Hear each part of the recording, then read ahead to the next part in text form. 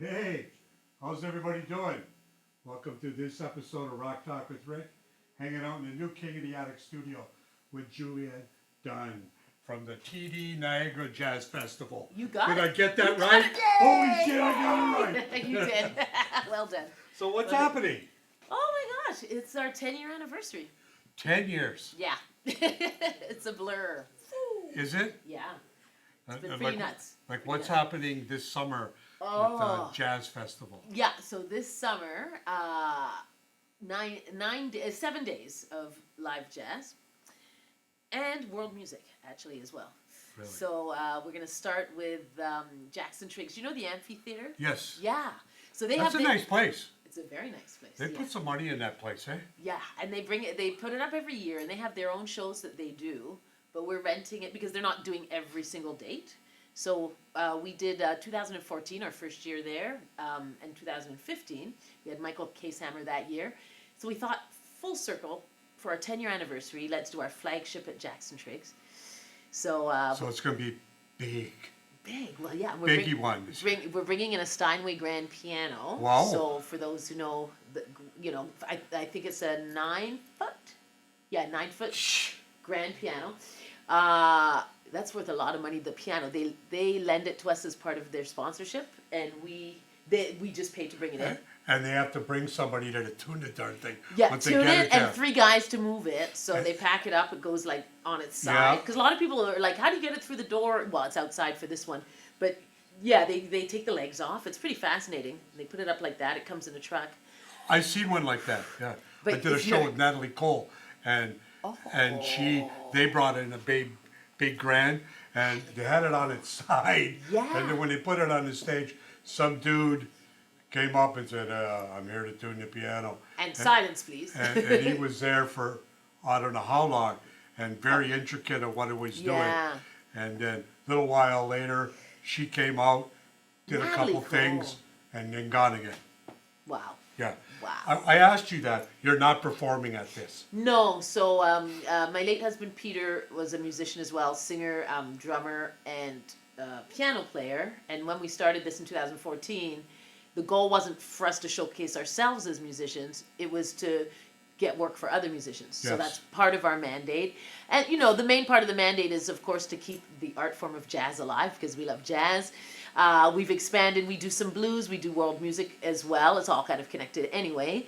And Peter started to perform in the festival a couple of years ago. We do one of our shows in the shoulder season is called Okay. Music of a Charlie Brown Christmas. Okay. Right, so that's the soundtrack, the Vince Guaraldi. So I said to Peter, "Okay, you can perform in the festival now after 5 years," because he's just like, "I just want to play," and I'm like, "We're not in the festival." Yeah. Anyways, so he started to play in the festival. Once in a while, I'll get up and sing a couple of tunes. But the thing is, like, first of all, the festival, it's so all-encompassing. It takes so much work.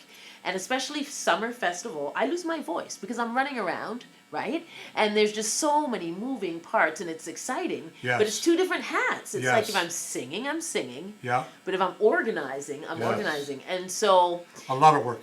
it's a lot of work, but I have a really good team. Like, over the years, it's a not-for-profit. Now we have charitable status. We're not in a festival to make money. It's about community. It's about keeping the art form alive. It's about mentoring the young students and everything. And but it's a lot of work. And Now, and how do you get young people into it? well, we need more young people, so we There do. you go. Yeah. Well, we've got a youth program. So we've just had our finals at Ridley College. So we've got 3 categories: 11 and under. Wait, yeah, 11 and under, 12 to 14. We divided it now into 4 categories: 15 to 17 and 18 to 23. So a lot of young people are getting involved that way through the schools and the colleges and the universities. And then we also get we get a Canada summer job student, and we get a summer experience from the province student. So we get younger people involved that way. And then they bring out their friends because, jazz typically has been for a bit of an older crowd. So we do want to bring the younger people into it. And we're trying. And I But think we're it's getting better. it's getting bigger in Niagara. Yeah. It never really used to be, but for some reason it's just getting big, and that's probably because of you. Well, I hope we had something to do with it. Well, We've been You've been doing it for 10 years. 10 years, You have and we're had still to- here. You have to have something to do with it, right? Right, yeah, and I'll give props to, of course, I always call them the pillars of jazz. So going back to Randy Sturtzinger and his late brother Warren Sturtzinger, the yes. Sturtzingers. So they've got a jazz jam at Cat's Caboose that's been going probably, I think, 35 or more years. Church singers, they've been around. So he was my first connection Oh, to really? jazz Yes. in Niagara, Yes. like almost 20 years ago. Wow. So I always say, those guys are the pillars of jazz, and then we've been, kind of building on what they've built, and hopefully when we're gone, somebody else will keep it going too. So All these young students that you're mentoring that are coming into it and liking it, right? you should see some of the talent. Like, I can imagine. It's crazy. Now, is this people coming from outside the region? No, mainly inside. But what happened with the pandemic, right? Like, so we kept going during the pandemic. So first of all, we first started, it was a 3-day summer festival, but we were already doing a jazz series at Maté Cafe and Lounge in St. Catharines. So we had two umbrellas. We had what we were doing with our Twilight Jazz series, and then the festival. And then over time, it's just become one. But we do about 80 shows a year, so not just the summer festival. Yeah, and then That's a lot. it's a lot. And then the pandemic hit, so we had a series we started in our backyards. We have a studio, not quite as nice and fancy as this, right? But we could do, before the pandemic, 40 people, and we had a grand piano in there. So it was actually Doug Mundy who said, "Hey, can I put my grand piano in your studio?" And we're like, "Okay." So we get and Peter already had like 3 drum kits and pianos and stuff, and I'm like, "Another piano, come on!" So he got rid of one piano, and so this one piano, he wanted a piano bench, and we found a piano, and the guy says, "You have to buy the piano if you want the bench for $100." And I'm like, "I don't want the piano, we just want the bench." So anyways, we had this piano, so I said to Peter, "If you want to bring in a grand piano, you got to get rid of that other one." So he did. So anyways, I saw the piano in the studio, and it's tiny, but I thought, "Ooh, we could do shows in here." So in 2019, we started these shows in our backyard, and I said, "I'm going to call it In Your Own Backyard series." Cool. Right? And I said, and we're going to start with only local piano players, because they're in our backyard. And of course, Peter was featured, Doug Mundy, whose piano it was, John Sherwood. Oh gosh, that's so awful. I'm forgetting the fourth piano player that we featured the first round. That's awful. And then we did another 4 piano players, because we still had the piano. We did another 2. So we did 10 shows 2019. Doug took his piano out. And then I thought, oh, no piano. Let's do a guitar series. Oh, yeah. Cool. And I love that. I love it when it's organic. And I think the best Yes. things we've ever done have come from things like that. Yeah. Right? So we did our it's still going to bug me, the 4th piano player. Anyways, I'll come back to that. So we did our guitar series. So now we're like beginning of 2020.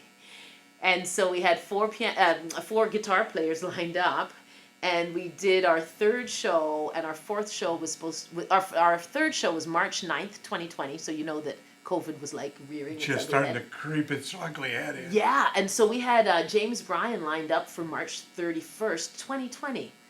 So March 10th, we did our March 9th show, and think every day in the news, and I'm like, James, maybe for your show, maybe we'll just do it with you and no audience. He's like, yeah, sounds like a good idea. And just film it. Right, and then as we got closer, and then he started to say, I don't even know if I want to come there, and I'm like, I get, right, with COVID. So James, we did our very first live stream before we knew anything about it. I got my iPhone and I logged into my Facebook Live, and I said, "Hi, Juliette Dunn, and I'm in the studio, la la la la la." Yeah. And then I texted James my login info. He went into my Facebook from Hamilton, where he was, and you can watch the live stream. It's hilarious. He's got his dog. He's in a stairway, and there he is playing, and it was so bizarre because, of course, it was supposed to be with an audience, so we had 2 sets like you often do, right? 2 45-minute sets.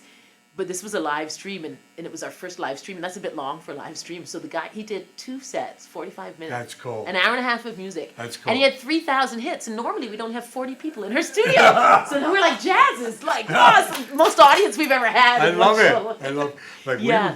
we were doing shows in the studio during COVID too. Yeah. And Yeah. like, people would come in and they go, "Do I need a mask?" I go, you can wear one if you want, but are you sick? You got a cold? No? Okay, you're good. Come on in. Right. We were doing them on the QT. We did like 60 shows on the QT. So And, well, we always actually I bet get in trouble if I said I was doing it on the QT. No, we weren't, because Peter and I are musicians. We live together, so Yeah. we do live streams, the two of us. So then we did perform in the festival, but all the other artists, I present from, and we got better. We got gear, Yes. and I present from my laptop from the studio, and then I dial in from wherever. So then I was like, oh, we don't have to pay for flights. Right. So, and then I've got friends in France, so we did a part of our world music. We had a band, so we had France that we dialed in. We had a friend, he's from Argentina but lived in the States, and we're like, oh yeah, we'll bring you in for live stream. He says, I'm in Tel Aviv and I'm stuck here.